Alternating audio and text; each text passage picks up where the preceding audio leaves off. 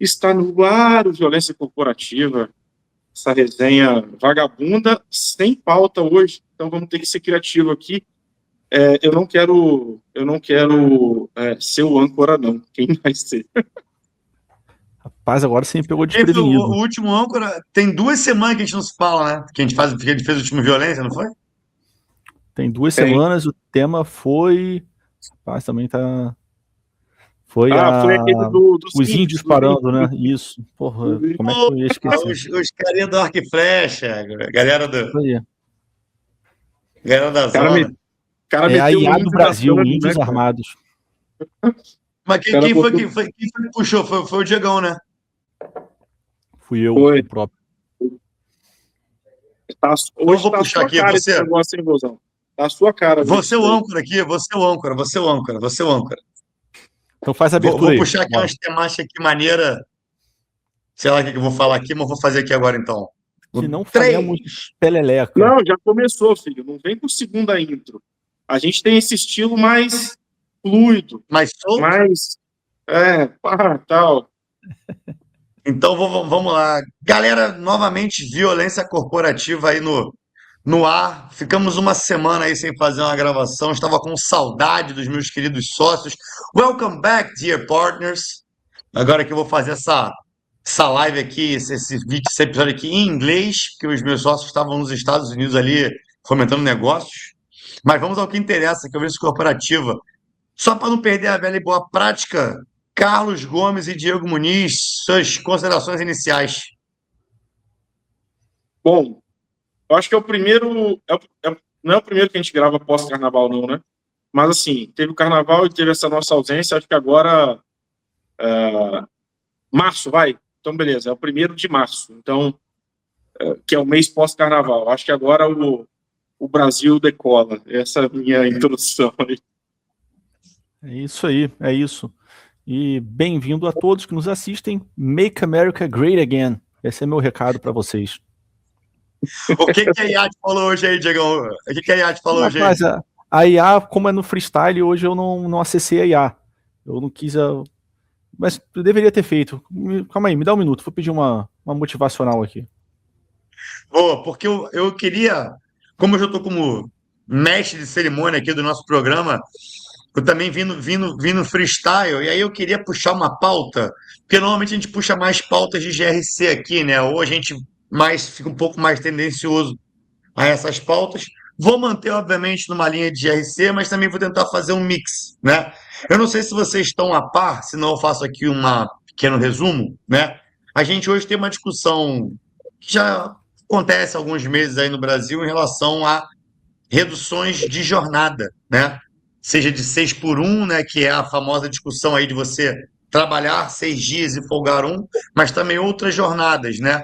Em 2025 foi muito forte a discussão se fazia sentido implementar no Brasil algumas jornadas de trabalho em que você reduza mais ainda. Você vai ter 4 dias de trabalho e, eventualmente, 2 a 3 dias sem trabalho, né? E a discussão era muito essa. Será que dá para aplicar isso no Brasil? Será que o Brasil tem maturidade para poder aplicar isso? Será que isso fomentaria ainda mais a produtividade das pessoas? Será que a gente conseguiria recuperar esses dias a menos de trabalho com inteligência artificial? Então, eu acho que essa é uma pauta bacana. A gente é uma empresa de automação, ou a gente aplica bastante automações. Aqui na Venx, cada vez mais a gente usa a inteligência artificial para fazer N coisas, não só como produto final, mas como produtos meios aí para desenvolver melhor os nossos projetos. Queria ouvir opinião. Aqui hoje vai ser um episódio de opinião. Qual é a opinião, Carlos Gomes, Diego Muniz, sobre essa visão? Redução de jornada e aumento de produtividade ou aplicação de inteligência artificial em prol de redução de jornada? Bom, vamos lá. Eu começo aqui porque eu estou inspirado pela minha IA. Minha IA, Diegão, lançou a seguinte mensagem para mim. Você não está aqui para acordar. Desculpa, você não está aqui para concordar. Está aqui para questionar o que todos aceitam. Seja o incômodo necessário. Então é isso que eu serei hoje, o incômodo necessário. E sendo o incômodo necessário, redução de jornada de trabalho, senhores. O Brasil figura nas últimas posições dos gráficos de produtividade. produtividade do trabalho. Ninguém aqui é leviano de dizer que o descanso não é importante, que as pessoas têm que ter qualidade de vida, equilíbrio e etc. Cara, dito isso, o Brasil figura entre as piores posições no ranking de produtividade. Então, o quanto nós produzimos por hora trabalhada é baixo. Você reduz isso comparado não só a países de primeiro mundo, a países que estão no nosso nível ou abaixo em economia. Isso significa, obviamente, que a gente vai ter uma redução da produção no país. Da produção. O custo vai subir. E então, para fugir aqui a gente nunca vai para o caminho fácil, né, ou para o caminho agradável. Obviamente que eu sou contra isso. Mas eu sou contra principalmente toda intervenção do Estado na relação de trabalho. Você falava, Diegão, da gente ter voltado essa semana dos Estados Unidos, e lá eu explorei muito, o Carlos estava comigo, explorou também junto comigo, nós exploramos muito com empresários locais a questão da relação do trabalho. E é um país que funciona 24 horas por dia. Por quê? Porque a relação, eu tenho um valor por hora mínimo, que é o salário mínimo deles, é o valor por hora. Depois disso, Vozão, a negociação sou eu e você. Então você me fez uma proposta, eu falei, ok, ou não, quero mais, eu só trabalho a partir de meio-dia, eu quero 30 dias de recesso remunerado, eu quero isso, eu quero aquilo. É uma negociação. E dessa negociação é celebrado um contrato. Então, se eu quero trabalhar 6 dias por semana, ok. Se eu quero trabalhar 7, ok também. Se eu quero trabalhar madrugada, 12 horas por dia, não é um problema. E aqui a gente tem um Estado regulando tudo. Convenhamos, se a gente vive realmente num cenário de pleno emprego, é isso que estão falando, não é que o Brasil vive um cenário de pleno emprego. As menores taxas de desemprego da história. É o que a gente vivencia hoje. Se isso é verdade, é muito fácil o trabalhador falar, eu não quero trabalhar no sábado. Não precisa de uma lei. Sábado eu não trabalho, eu trabalho de segunda a sexta. Se você não quer trabalhar sábado, eu vou me candidatar para outro lugar. Não existe um estabelecimento que não está procurando funcionários hoje. Não existe um. Desses que trabalham em escala 6x1, obviamente. Não existe um que não esteja procurando com plaquinha de contrata-se. Então, tem alguma coisa errada nessa história. Ou é mentira o pleno emprego, que beleza? Depois a gente entra nesse assunto. Ou o Estado está querendo resolver um problema que não existe. Bom, o diretor fez uma provocação diferente do padrão estritamente agnóstico, digamos assim, e Êxodo capítulo 20, versículo 9 diz, 6 dias trabalharás e farás toda a tua obra. Então, para quem acredita na influência cristã, o 6x1 é uma escala divina. Então, isso por si só deveria bastar para a nossa decisão aqui. Eu não tenho opinião formada sobre esse assunto. Eu acho que essa pauta é mais uma daquelas pautas que no Brasil elas são inócuas. Ou seja, elas não produzem resultado. Foda-se a porra da escala. Foda-se. Não tô nem aí. Pode ser 7x0, 6x1, 4x3. Foda-se. Isso não mexe o ponteiro do Brasil. O Brasil é uma merda de país. A produtividade, como o Diego falou, é um lixo. As pessoas não têm nem maquinário para trabalhar. O trabalho manual aqui é uma vergonha. O cara vai trabalhar na lavoura, ele ainda trabalha com uma pá e uma roçadeira. Merda de função. O cara que trabalha com limpeza, ele continua trabalhando com um rodo e uma vassoura. Por acaso, eu fiz um projeto na Personal Service. A Personal Service era um dos maiores provedores de facilities da Petrobras. Caiu na Lava Jato. Eu estava lá fazendo um programa de corrupção. E um dos nossos trabalhos passou pelo processo operacional da Personal Service. E eles tinham lá alguns equipamentos. É diferente do que a gente vê tradicionalmente. Mas recapitulando o que eu testemunhei à época, é vergonhoso. Mesmo uma empresa de ponta nesse segmento de facilities, na minha leitura, era mal paramentada. A discussão de 6x1, 5x2, de escala de trabalho, é uma discussão inócua. Foda-se, eu não me interesso por ela. E lê do engano daqueles que nos ouvem e acham que a pergunta não foi provocativa, tá? Eu tenho esse mesmo sentimento sempre que eu volto dos Estados Unidos. Eu acho isso aqui uma merda, né? Sempre que eu volto de lá, eu falo, porra, isso aqui falta muito para chegar perto do dedinho mindinho dos Estados Unidos. E também tem uma pegada minha muito animadora quando eu vou para lá. Também você vai a turismo, então também não foi o caso de vocês foram a trabalho, mas eu também tenho essa percepção. Agora, isso que você Mas falou, Carlão, a muito, gente tem muito calor legal, né? humano, Obviamente, cara. A gente assim. tem o samba. É o quê? É o quê? A gente tem calor humano, a gente tem samba, a gente tem alegria, a gente tem isso tudo. É isso. Aqui também a gente tem um negócio que é muito legal, que é bala perdida, um negócio irado, que os caras não vêm pra cá, não tô brincando. Tem também, foda-se. Mas eu queria trazer uma provocação em relação a isso. O Carlão falou sobre maquinário, né? Isso é muito importante, cara. Até hoje você tem empresas, né, de facilities que dão enceradeiras, né, para as pessoas poderem fazer as limpezas de corredores, de acessibilidade e tudo mais. Cara, já viu o peso daquela merda? É mais de, sei lá, 4, 5 quilos para tu empurrar aquela porra daquela enceradeira. No negócio, cara, aí o cara sai desgastado, o cara arrebenta a coluna, o cara sai todo arrebentado e vai procurar na INSS apoio, né? Mas, enfim, essa discussão é muito interessante, porque assim, a gente vê exatamente essa dicotomia, né? A gente tem uma dificuldade enorme de achar mão de obra boa, principalmente considerando, né, essa geração aí nova que surge para o mercado de trabalho, e cada vez mais você vê um plano de comunicação do governo, né, enfim, com projeto de lei e tudo mais, para que você tenha menos tempo de trabalho, ou seja, uma redução de jornada, e como é que você complementa as entregas ou traz a produtividade que o Diegão falou para equilibrar a conta, né? É um negócio muito, muito complexo, né? Realmente muito, muito complexo. Mas, ô Carlão, vou voltar com você, depois eu vou para o Nis. Como é que você vê aí a questão, que muito se fala sobre a redução da jornada, mas a aplicação da automação? Inteligência Artificial 2.0, né? Tem agora a notícia recente de março de que Google e Renault, por exemplo, pretendem fazer uma puta de uma transformação para aplicar inteligência artificial nos seus negócios cada vez mais e fazer uma mudança bem mais contundente em relação ao plano de colaboradores. Como é que você vê essa questão de redução de jornada, mas por fora tendo a inteligência artificial? Eu sou um cara de crença econômica conservadora, então eu olho para o passado e geralmente é assim que eu tento fazer minhas projeções. Várias funções que já poderiam ter sido automatizadas ainda não foram automatizadas. E eu acho que a mesma coisa vai acontecer com a inteligência artificial. O que está claro na mídia? Várias empresas se posicionando dizendo que não vão aumentar mais o quadro. No máximo, vão manter o quadro como está.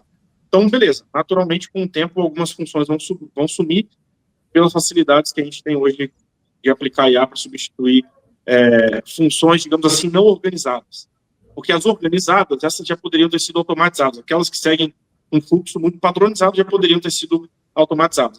Agora as desorganizadas poderão ser automatizadas também. Então, o único indicador que me faz acreditar que o processo de automação vai ser mais rápido do que aquilo que a gente observou no passado é esse, alguns posicionamentos públicos de empresas sobre isso.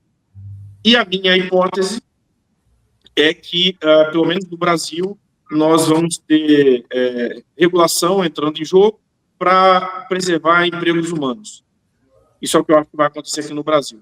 Eu tinha uma estatística muito antiga, ela é antiga já, mas que dava conta de que no Brasil nós temos 500 mil frentistas. Eu e o Diego, a gente estava fazendo uma conta de padeiro e parece fazer sentido. As maiores redes de postos têm ali alguma coisa em torno de 4 a 5 mil postos, talvez a Vibra, eu acho que é a maior, tem um pouco mais do que isso, então a gente está falando de, sei lá, 25 mil postos no mundo, 20 frentistas no Brasil, 20 frentistas por posto. Então, tá aí um exemplo de que a regulação prevaleceu a qualquer tentativa de automação. São 500 mil empregos que existem no Brasil e que não deveriam existir, existem só por força de regulação. No Brasil, eu acho que é isso que vai acontecer. Então, haverá lei para proteger ou para garantir, assegurar, proteger, acho que nem é um bom termo, para assegurar que as empresas tenham em seus quadros pessoas trabalhando. É o que vai acontecer aqui. A rigor, para concluir, eu acho que, sei lá, 70% das pessoas poderiam ser substituídas hoje por lideranças, por automação, perdão, E as principais lideranças de tecnologia já falam isso, né? Surgirão as primeiras empresas de uma pessoa só, que serão bilionárias e tal. Eu acho isso um pouco folclórico, mas pensando de forma pragmática, pode acontecer. Tua visão, Diegão? Acho que o Carlão é um pessimista quanto à adoção da IA. A bandeira, se tudo acontecer como o Carlão prevê, a bandeira vai se chamar ordem e estagnação. Que puta merda, bicho. Pior que eu não tenho nem como discordar. A regulação vai vir pesado para isso, para preservar os empregos, que na prática é estagnação. Você imagina preservar o emprego do cara que conduzia charretes. É isso que vai ser daqui a pouco. Mas é o que está se discutindo, né? Ou usar aquele exemplo cretino que todo mundo usa, que é o do datilógrafo. O cara que digitava as coisas. Acabou. Pode regular o quanto quiser. Mas, enfim, eu também acredito que isso vai atrasar esse movimento, que já poderia ter sido adotado aqui no nosso país. Já deveria ser adotado. De novo, eu acabo batendo sempre na mesma tecla da intervenção estatal, do imposto, e eu acho que eles são os grandes causadores do nosso atraso. O cara tá arando a terra ali porque comprar um maquinário é caro pra porra. E além disso, você tem que emplacar, talvez, determinado maquinário. Aí você paga IPVA. Então todo ano você tem 4% ainda sobre o valor do bem para pagar, para você manter uma terra arada. Então a produtividade não é só, ou não é principalmente sobre a capacidade das pessoas. O brasileiro, ele é até um bom prestador de serviço. Ele realmente é bom, trabalha duro, trabalha sério, mas todo o entorno ele é muito desafiador, ele é muito hostil, ele compete com o progresso. Então, eu que tento ser um cara otimista, espero que a IA transforme isso. Transforme. Porque, afinal de contas, estamos em pleno emprego. Ninguém vai estar preocupado com o emprego. Pleno emprego, pessoal. Menor taxa de desemprego da história. Não esqueçam disso, ó. Faz. Ô, Vozão, deixa eu inverter a lógica aqui. Na esteira do que eu falei, existem no Brasil algumas leis que, para mim, representam mais ou menos isso.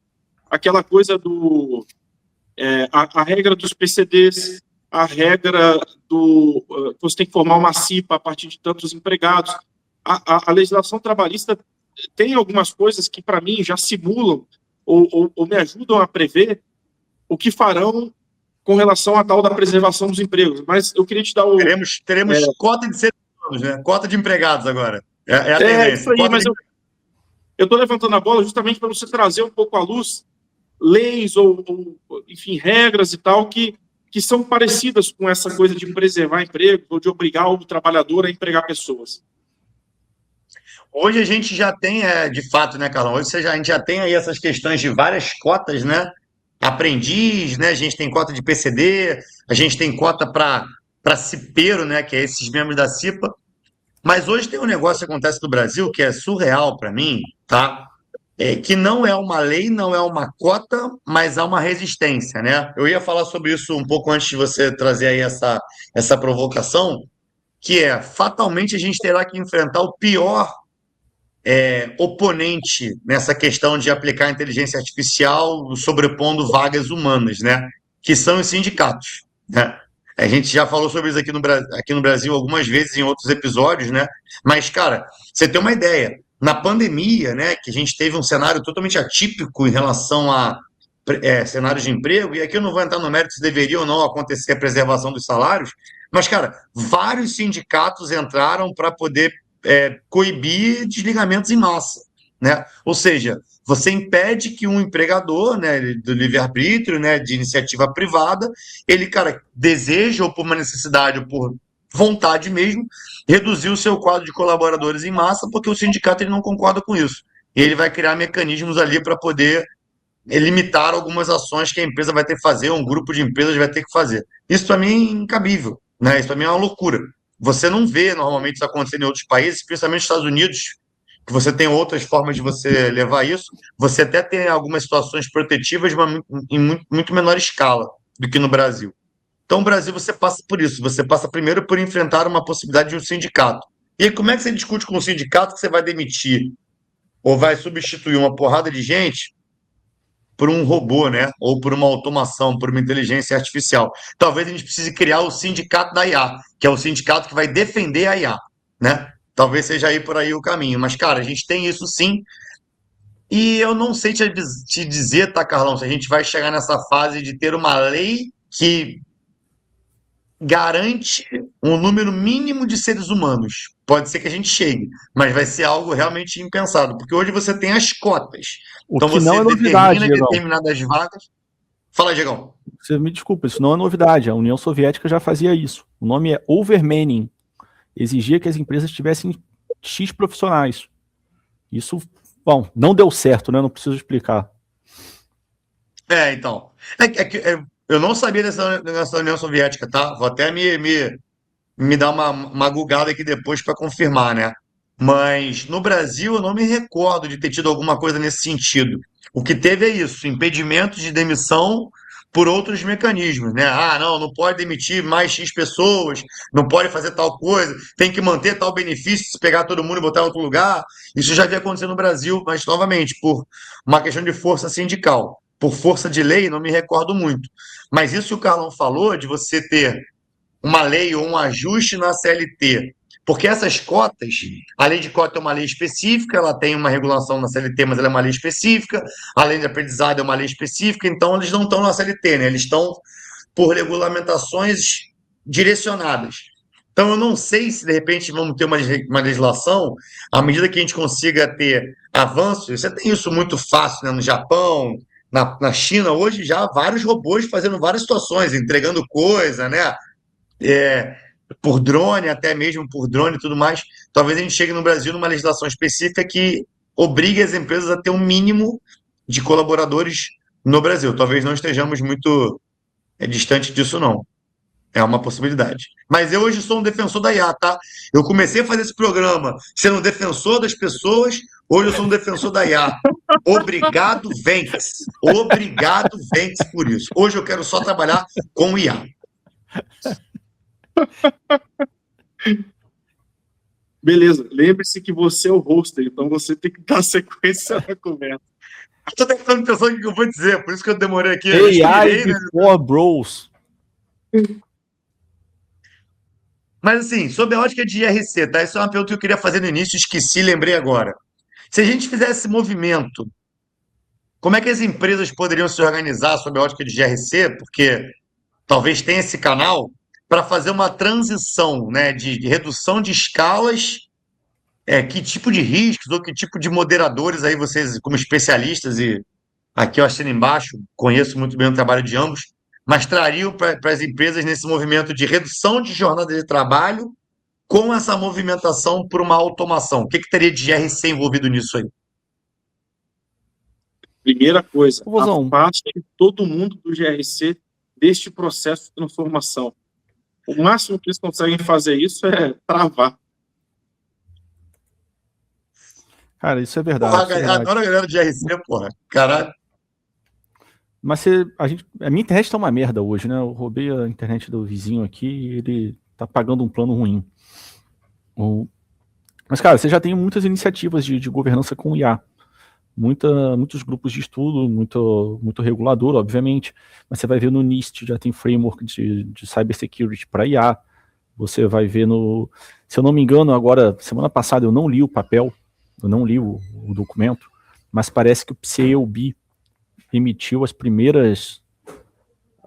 não sei se impressões é a palavra correta, mas ofereceu o seu primeiro parecer sobre a aplicação da IA nos trabalhos de auditoria. Né? Percepções talvez seja o termo. Então, eu não vou dizer qual é o correto, porque eu não li. Mas eu vi o guideline ali, a manchete, e dizia isso, que o CEOB emitiu as primeiras percepções sobre a aplicação da IA nos trabalhos de auditoria. Então, cara, é inevitável.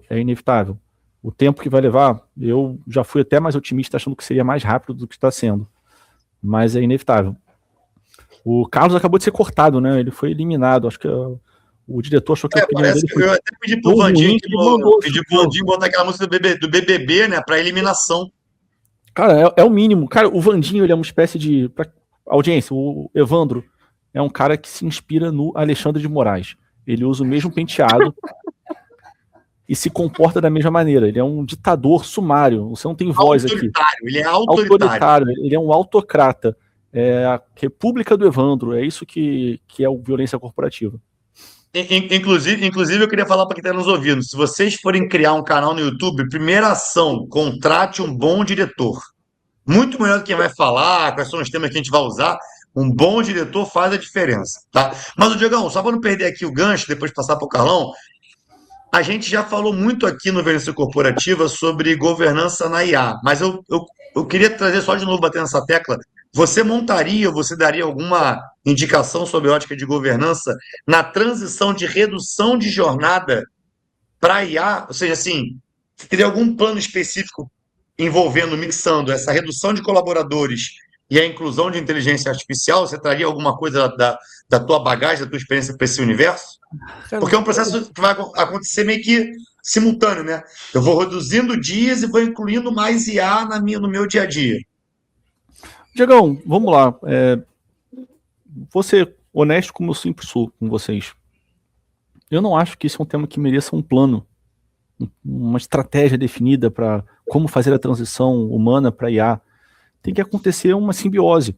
O que eu quero dizer com isso? Hoje não faz sentido um profissional trabalhar sem IA. Ponto final. Se você é um resistente a isso, você não faz parte do mercado de trabalho atual. Você não tem longevidade nesse mercado. Em qualquer segmento que a gente esteja falando, qualquer um. Você não vai ter longevidade.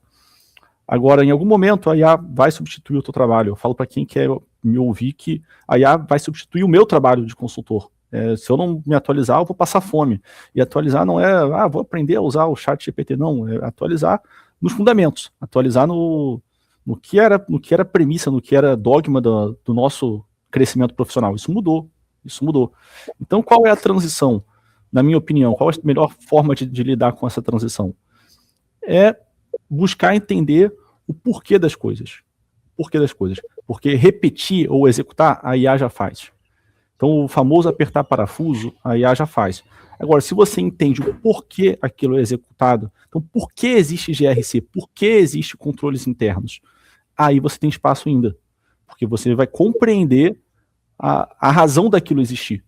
O GRC como um todo virou um grande checklist. Eu estou marcando ali requisitos que eu cumpri. Agora, por que eu estou fazendo isso? Ninguém está respondendo. Aí a gente tem casos como Americanas, como Banco Master, como todos esses escândalos que a gente vê. Perfeito. Carlão, tuas percepções aí sobre essa ótica do GRC nessa transição, redução de seres humanos para IA? Alguma consideração? Pô, cara, eu diz assim, velho, porra, foda-se.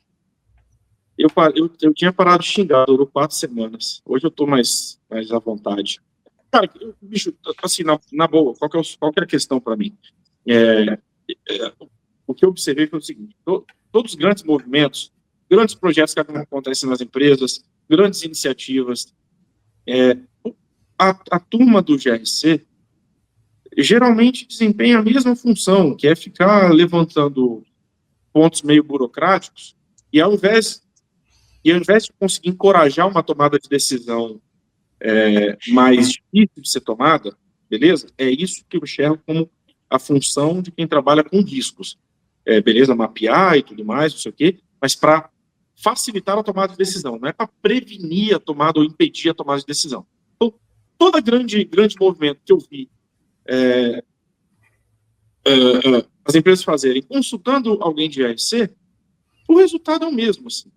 Levantam-se burocracias, empecilhos, e geralmente essas burocracias e empecilhos desencorajam o executivo, ou o gestor, ou o responsável a tomar decisão. Eu acho que o GRC, como eu idealizo na cabeça, poderia ter um papel muito, muito importante nesse processo de transição. Mas o GRC que eu conheço, eu vou falar aqui da realidade, não vou falar da fantasia que passa na minha cabeça, ele não agrega. É isso, senhores. Violência corporativa fala sobre a realidade e não o que vocês querem ouvir. Eu queria dividir com vocês um negócio que é o seguinte, e até para mostrar para quem está nos ouvindo o que não é mais uma tendência, mas é, como o Carlos falou, uma realidade, né? A gente tem aqui um produto, né, chamado Cyber Condomínio. A gente está tentando de certa forma, incluir, né, ou incutir a inteligência artificial na rotina de condomínios, que sempre foi um procedimento muito arcaico. Condomínios têm procedimentos muito arcaicos, condomínios normalmente foram criados há mais de 50, 70 anos atrás, principalmente aqui onde eu moro, no Rio de Janeiro, é assim, né? Você tem condomínios muito antigos e que têm procedimentos muito longe da modernidade, né? Então, hoje a gente tem tentado entrar nesse nicho e mostrar uma visão diferente, uma coisa que pode trazer um maior conforto entre o morador e a administração dos condomínios. E hoje eu fui numa reunião, aliás, foi a segunda do meu dia, né, sobre isso. Eu fui numa reunião presencial com o síndico de um condomínio renomado aqui na Barra da Tijuca, onde eu moro, né, no Rio de Janeiro. O síndico é um síndico de mais de 70 anos, né, 73, 74 anos, tá? Super animado com a possibilidade de incluir inteligência artificial numa visão de gestão condominial, de rotinas e para melhorar a comunicação entre a administração e o morador. E o que eu achei mais legal, tá, Carlos e Diegão, para vocês saberem, no final do bate-papo, ele olhando para mim como um guru, eu adoro essa palavra, tá? Como um guru da inteligência artificial, ele perguntou: Diego, eu quero assinar um pacote de inteligência artificial. Eu uso hoje essas que são de graça, são baratinhas e tudo mais, não paga nada, mas eu preciso de algo mais moderno. Eu gostaria de levar isso para minha casa, cara. O que você me recomenda? Cara, eu achei isso tão legal. Um cara de 73 anos ou mais, tentando sair da mesmice, né, de uma faixa etária talvez mais conservadora para ir para um negócio que a gente está falando aqui, inteligência artificial. Então, cara, isso só mostra que o que a gente está debatendo aqui acontece na vida real. Sabe aquele slogan dos filmes? Acontece na vida real, acontece nos filmes, acontece na TNT, está acontecendo agora. É isso, galera. É inteligência artificial nua e crua. O que vocês acham sobre isso? Tendências aí da galera da faixa etária mais idosa mexendo com inteligência artificial. Ah, bicho, eu acho sensacional. Eu acho sensacional. É muito curioso, né, cara? O movimento das startups hoje, ele é mais respeitado quando o fundador tem 40 a mais. Você vê o cliente idoso querendo adotar a tecnologia para o negócio dele, para a casa dele. E aí você vai abrir o LinkedIn, os recrutadores do RH estão falando: a IA, ninguém vai perder o emprego por causa da IA. A IA vai tirar emprego de quem não usa IA.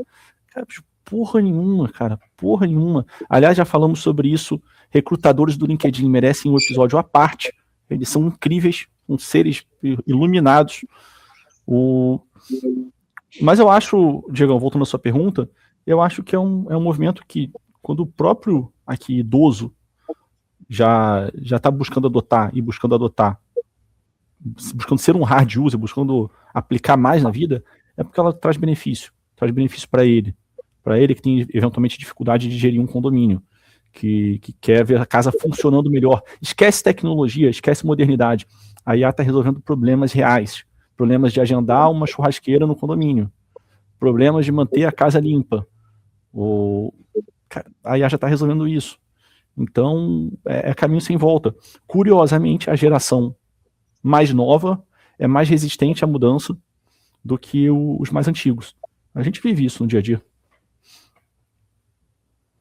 E ó, antes de passar para você, Carlão, mais uma provocação, né, sobre esse negócio de condomínio. Só para você ter uma ideia, as pessoas hoje não dão muita atenção, ou talvez nunca pararam para perceber, o condomínio nada mais é do que uma empresa, tá? O síndico, ele é um gestor de uma empresa, por exemplo, Barra Mares, que foi onde esse condomínio que eu fui lá hoje, né?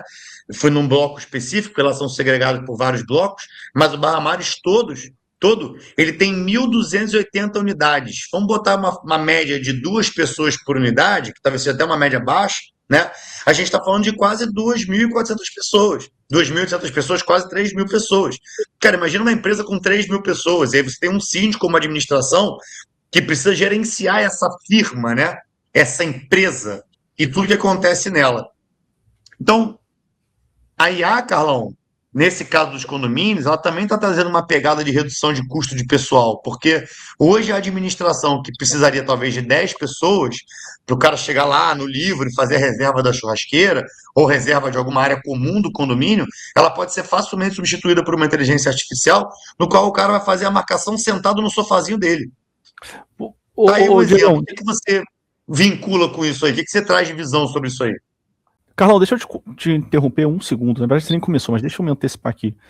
Porque a gente vai ver uma porrada, no teu condomínio aí, Diegão, da Barra, vai ter uma porrada de funcionário público que é contra a aplicação da IA, que diz que a IA está tirando empregos, que isso e que aquilo.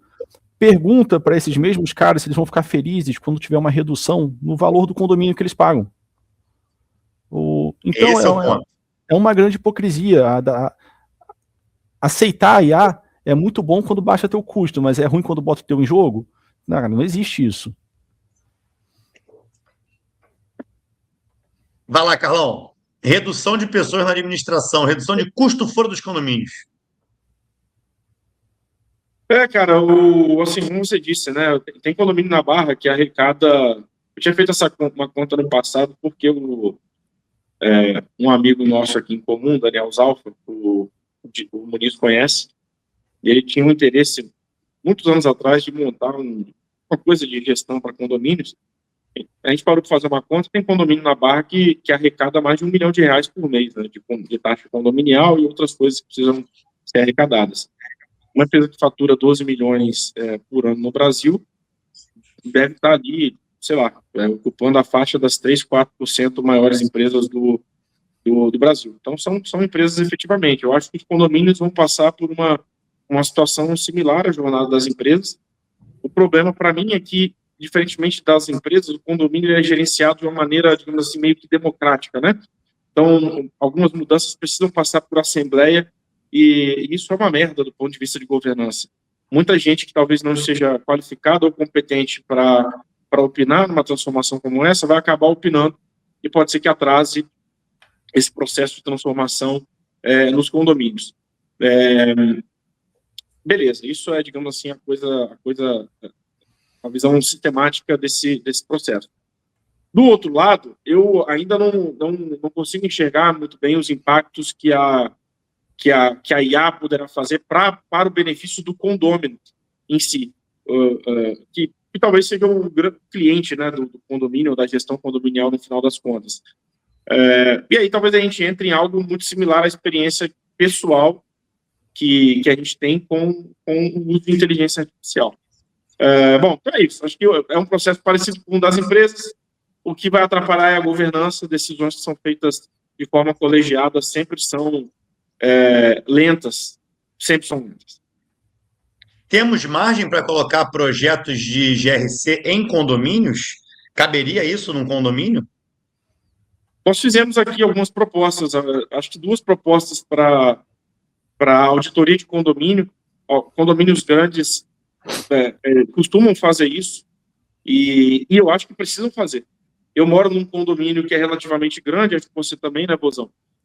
Mas quem morou no Rio, de uma forma ou de outra, tinha contato com isso. Os condomínios no Rio, eles são muito famosos, são conhecidos, e eu, como condômino, não confiaria mesmo a minha gestão a um síndico e a um conselho fiscal. É insuficiente para garantir a aplicação das contas. Para mim, o GRC dentro dos condomínios ficaria numa faixa específica, ou numa função específica do GRC, que é auditar. Então, se fosse um grande condomínio, contaria com a auditoria. E aí, hoje, um processo de auditoria ele pode ser bem barato e pode ser acessível para um condomínio contratar, justamente porque existem ferramentas com IA e etc. que viabilizam esse tipo de processo. Diegão, vamos criar um conselho de administração no condomínio? Mas já tem, né? Os condomínios já têm lá seus conselhos, já tem seus comitês. Além do condomínio, eu adiciono aqui clubes sociais, também tem uma governança geralmente amadora e faturam milhões, tem muitos sócios. Vide o próprio futebol, que demorou a se profissionalizar, ainda está nesse processo, né? Mas os clubes ali, quanto associações, eram muito mal geridos. E no Rio também, é um estado com muitos clubes que passam por isso. Então, a auditoria, sim, é viável. O que não dava lá atrás, que funcionava para grandes empresas, mas para uma pequena não funciona, é a auditoria amostral, aquela coisa burocrática. Agora você pode fazer para tudo. Então, você vai pegar todas as notas, todas as compras de um condomínio, vai ver se tem desvio, se tem red flag ali. Eu acho que o momento nunca foi tão propício a isso. Então, provavelmente, quem conseguir... Aliás, já tem provedores de software ERP de condomínio, que toda transação passa por esse ERP. Quem conseguir aplicar uma IA nesses ERPs para auditar, para validar, vai sair na frente e eu acredito que tem um ótimo mercado ali. Boa, pessoal, boa.